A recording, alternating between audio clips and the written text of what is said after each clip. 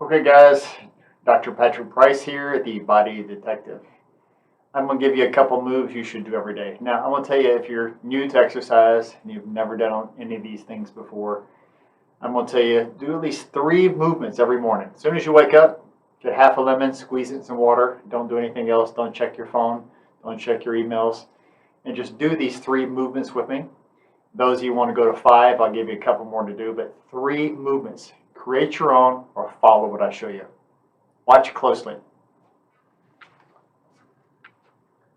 The squat. Some of you may not be able to squat very easily. Go down slowly. You may only get to here. Try to keep your heels on the ground. Now, if you cannot go down very low, see the door here? Hang up to the doorknob. And then squat down a little further. And see how low you can go as your heels are on the ground. And hold this squat. Those of you who don't need the door,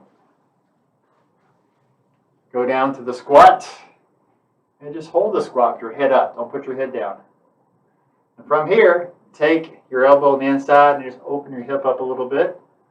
Open your hip up a little bit. From here, you're just going to get your hips open. This is going to help your sacrum, your low back feel much better, guys. It took me a while to get down all the way down, just like they used to do in the old days, called the primal squat. But this is how it works. Get to this position, hold it, and just loosen these hips up a little bit while you're inside the squat. Primal squat. From here, everyone knows the cat stretch, but that's not what this is.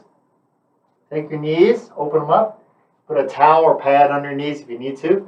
Come out a little further, and what you can do is take your lower abs and tighten your lower abs really tight, and hold it. Hold the contraction.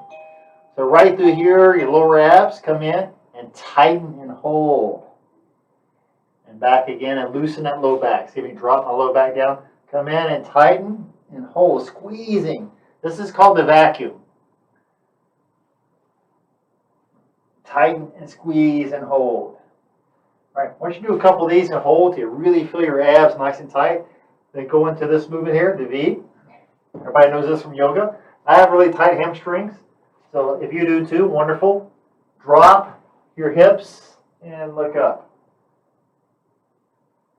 Walk back a little bit.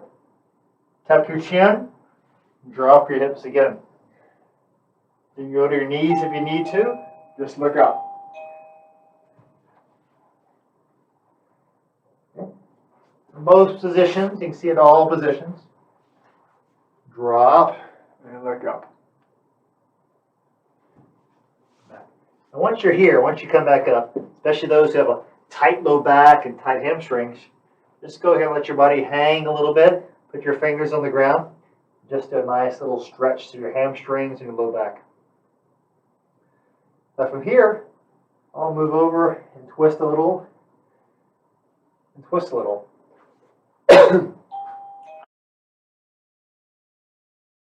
Adductors. Stretch your leg out, push it down to the floor. 1, 2, 3.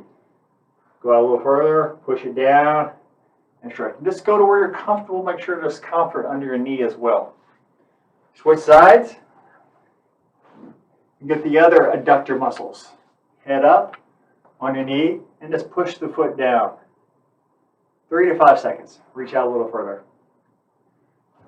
Now from here, you've done basically 3 types of movements. For those who want to go a little bit further, I'm going to add 2 more. Once your foot's out to the side, put your toes up and get to hamstrings. Push the foot. Don't lean so much into it and hurt your back and hurt your hamstrings. Push the foot down and let the leg slowly stretch. If you need a chair to balance on, something to put to the side, that's fine. But push the foot down to the floor and then go a little further out and push down. Switch sides here and push the foot down as well. Let the foot come out a little further, and once again, relaxing the hamstrings, pushing the foot into the floor. So now you've got your adductors, you've got your hamstrings, and now most important for those who have a tight back are your psoas muscles. As I turn, notice where the knee is. If I put the knee back a little bit, and look what I'm going to do. I'm going to stretch that psoas, that one deep inside the body. when I get in this position, never letting my knee come over my toes here in the front. I'm going to try to pull the knee forward for 5 seconds. 3, 4, 5, and relax. And I'm going to take my foot and come out a little further and stretch this down a little bit lower. Now you can let your foot go down if you like, your toes out, or keep your toes up, doesn't matter. And once again, pull forward. Those your knees hurt you, make sure you put some kind of pad under the knees. Here, same thing, keep your head up, pull the knee forward.